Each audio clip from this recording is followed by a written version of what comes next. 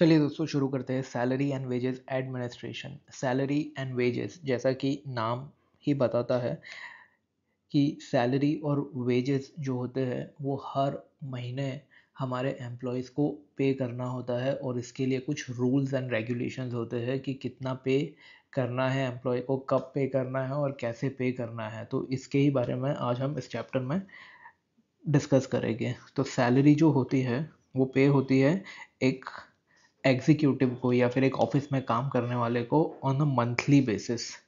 ठीक है। और जो वेजेस होते हैं वो पेमेंट होते हैं एक लेबर को या तो ऑन अ डेली बेसिस या वीकली बेसिस या monthly basis, it could be anything.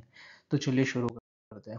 और ऑब्जेक्टिव जो सैलरी एंड वेजेस एडमिनिस्ट्रेशन का होता है वो होता है कि किसी भी एम्प्लॉय को अट्रैक्ट, रिटेन और मोटिवेट करने के लिए बहुत ज़रूरी होता है एडमिनिस्ट्रेशन। आप ही सोचिए, अगर किसी को एडमिनिस्ट्रेशन, अगर पैसा नहीं मिलेगा तो वो कहीं पे भी काम ही नहीं करेगा। इसीलिए लोगों को अट्रैक्ट, रिटेन और मोटिवेट करने के लिए वेजेस और सैलरी का एडमिनिस्ट्रेशन होता है। इट इंश्योर्स कॉस्ट इफेक्टिवनेस कि अच्छा लेबर कम दाम पर आए। It ensures fairness and equity कि जो दो लोगों को पेमेंट कर रहे हैं वो फेयर हो और इक्विटी हो उसमें। इक्विटी यानी कि उसके काम के बदले उतना पैसा उसे मिलना चाहिए। और comply with the labour laws. Labour laws and regulation means comply with the minimum wages act of the state और नेशन।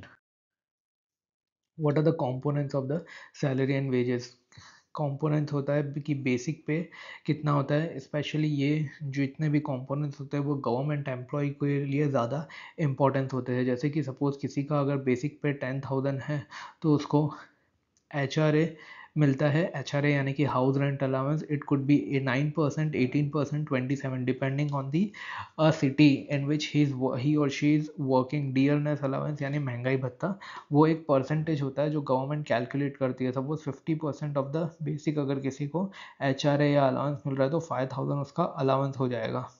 वैसे ही travel allowance, incentives and bonus depends on the sales and the performance of the company or the individual. Benefits like PF, gratuity, insurance is also the part of salary and wages administration. Perquisites के अलावा बहुत सारी companies अपने employees को car, house ये सब provide करती है, तो उसका जो कॉस्ट होता है वो भी एम्प्लॉय के सैलरी में ही इंक्लूड होता है। तो ये होते हैं बेसिक सैलरी के कंपोनेंट्स।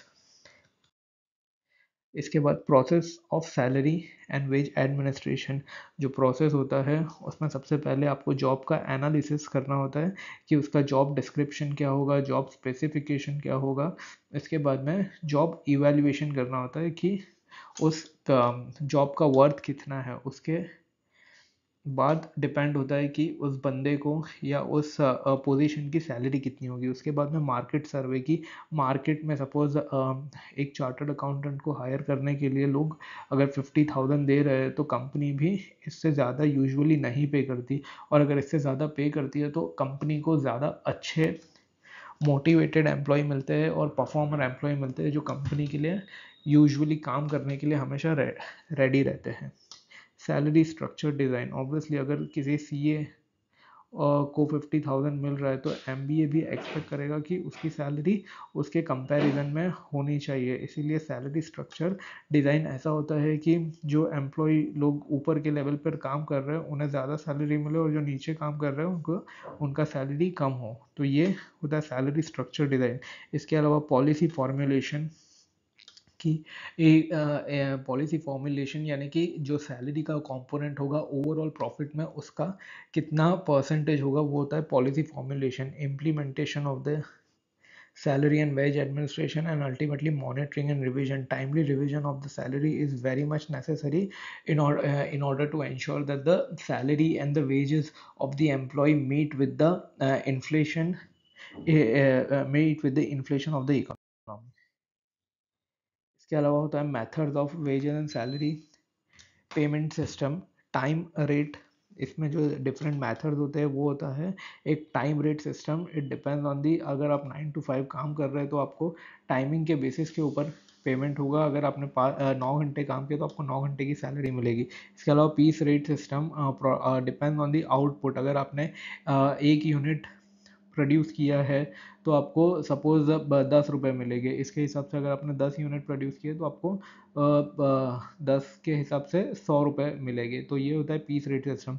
इसके अलावा incentive plan depend on the performance of the particular employee. Commission based mostly related to the sales. अगर सपोज किसी ने 10 लाख का सेल किया है तो उसके ऊपर 1% जो होता है उसका कमीशन हो जाता है। तो इसके हिसाब से उसको मिलते हैं करीबन 10,000 रुपये। तो ये ऐसा ऐसा जो वेजेस होता है उसे कहते हैं commission based.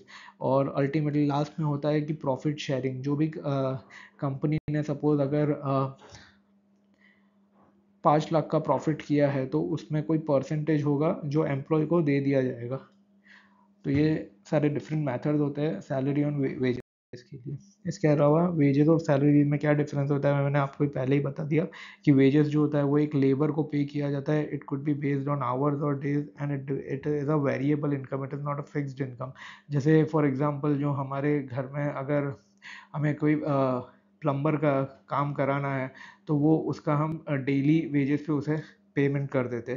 Salary is paid to the employees. Employees वो होते हैं जो कंपनी के फिक्स पेरोल पे होते हैं, उन्हें मंथली बेसिस पर पेमेंट होता है जैसे कि ये ऑफिस में काम करने वाला इंसान। और ये फिक्स्ड इनकम होता है विद बेनिफिट्स।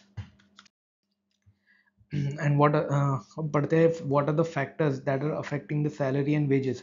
सपोज किसी की कोई कंपनी में आप काम कर रहे हो तो आपका जो कौन से फैक्टर्स होते हैं जो आपके सैलरीज को अफेक्ट करते हैं। तो सबसे पहला होता है कि आपका रोल्स एंड रिस्पॉन्सिबिलिटी। अगर आप किसी कंपनी के सीईओ हो तो उस कंपनी का भार आपके ऊपर रहता है और आप उस कंपनी के बारे में हमेशा सोचते हो, आप हमेशा अवेलेबल रहते हो और कंपनी के सक्सेस और फेलियर के लिए आप ही रिस्पॉन्सिबल रहते हो। तो आप ऑब्वियसली बात है कि आपकी सैलरी ज़्यादा होगी। जो उसी जगह पर अगर आप अकाउंटेंट हो तो आपकी सैलरी कम होगी बिकॉज आप बस एक पार्ट के लिए रिस्पॉन्सिबल हो ना कि होल कंपनी के लिए। It depends on your skill as well as experience. एक चार्टर्ड अकाउंटेंट जो जिसके पास एक्सपीरियंस है उसकी सैलरी काफ़ी ज़्यादा होती है डिपेंड कि एक फ्रेशर जो चार्टर्ड अकाउंटेंट होता है उससे उसके बदले। और इंडस्ट्री स्टैंडर्ड्स भी डिसाइड करता है कि आपकी सैलरी कितनी होगी। सपोज अगर अकाउंटेंट की सैलरी जो स्टैंडर्ड दी जाती है स्टार्टिंग में अगर 10,000 है तो आपकी सैलरी बहुत ज़्यादा चांस है कि 10,000 से ही शुरू होगी। कंपनी की पेइंग कैपेसिटी। अगर कंपनी बहुत ज़्यादा अच्छी है, सपोज कोई बिग फोर है तो वो आपको अच्छी सैलरी स्टार्टिंग में ऑफर कर सकती है जैसे कि 35,000 40,000। लेकिन अगर कोई कंपनी छोटी सी है वो तो शायद आपको सिर्फ 20,000 या 25,000 ही आपको ऑफर करेगी। तो ये कंपनी के पेइंग कैपेसिटी पे भी डिपेंड करता है। इसके अलावा गवर्नमेंट लॉज जैसे कि मिनिमम वेजेस एक्ट होता है उस पर डिपेंड करता है कि आपकी सैलरी कितनी होगी। Cost of living and inflation. Example Bombay में आपकी सैलरी यूजुअली हायर होगी कंपेयर टू अगर आप भागलपुर बिहार में काम कर रहे हो। तो कॉस्ट ऑफ लिविंग और इन्फ्लेशन भी बहुत मैटर करता है कि आपकी सैलरी कितनी होगी। Real life example, for example Infosys जो होती है वो परफॉर्मेंस लिंक्ड इंसेंटिव मॉडल पर काम करती है और आपको उतना ही पेमेंट करती है जैसा कंपनी का परफॉर्मेंस होगा या आपका परफॉर्मेंस होगा। और हर एंट्री पे हर स्ट्रक्चर पर अलग मॉडल होता है जैसे कि एंट्री लेवल पर कुछ अलग होगा, मिड लेवल पर अलग होगा, सीनियर लेवल पर अलग होगा। और डिफरेंट टाइप के पर्क जैसे ESOP, employee stock option plan, health insurance, education allowance, ये सब भी सैलरी एंड वेजेस स्ट्रक्चर का पार्ट होता है। मारुति सुजुकी यहाँ पर दूसरा एग्जांपल है जो अपने लेबर्स के साथ में एक वेज अग्रीमेंट करती है और इंश्योर करती है कि उन्हें फेयर और रेगुलर हाइक्स सैलरीज में मिलता रहे। जैसे कि प्रोडक्शन वर्कर्स को पीस रेट और सेफ्टी बोनस दिया जाता है, एम्प्लॉय को ट्रांसपोर्ट अलाउंस, अटेंडेंस बोनस जैसी चीज़ें मिलती है। क्लियर जॉब ग्रेडिंग और इंसेंटिव पॉलिसी मारुति सुजुकी जैसी कंपनीज में होता है। Legal framework in India for salary and wages administration. जैसे कि मैंने आपको बताया कि minimum wages act, sorry minimum wages act में गवर्नमेंट इंश्योर करती है कि आपको एक मिनिमम सैलरी जैसे कि सपोज 8,000 पर मंथ हर एम्प्लॉयज़ को मिलना चाहिए। या फिर पेमेंट ऑफ वेजेस एक्ट की मंथ के एंड में third of the next month you should get the payment. ये भी एक रूल है। इक्वल रेम्यूनरेशन की मैन और वुमेन को सेम सैलरी, अगर वो लोग सेम वर्क कर रहे हैं तो मिलना चाहिए। Payment of bonus act ensure that the 8.33% of the annual salary a person should get. इसके अलावा कोड ऑन वेजेस जो अब नया 2019 में रेगुलेट हुआ है, वो भी आपको इंश्योर करता है कि आपको पेमेंट रेगुलरली अपने एम्प्लॉयर से मिले।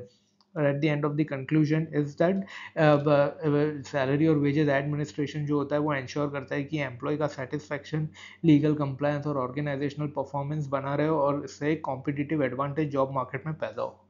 Thank you very much.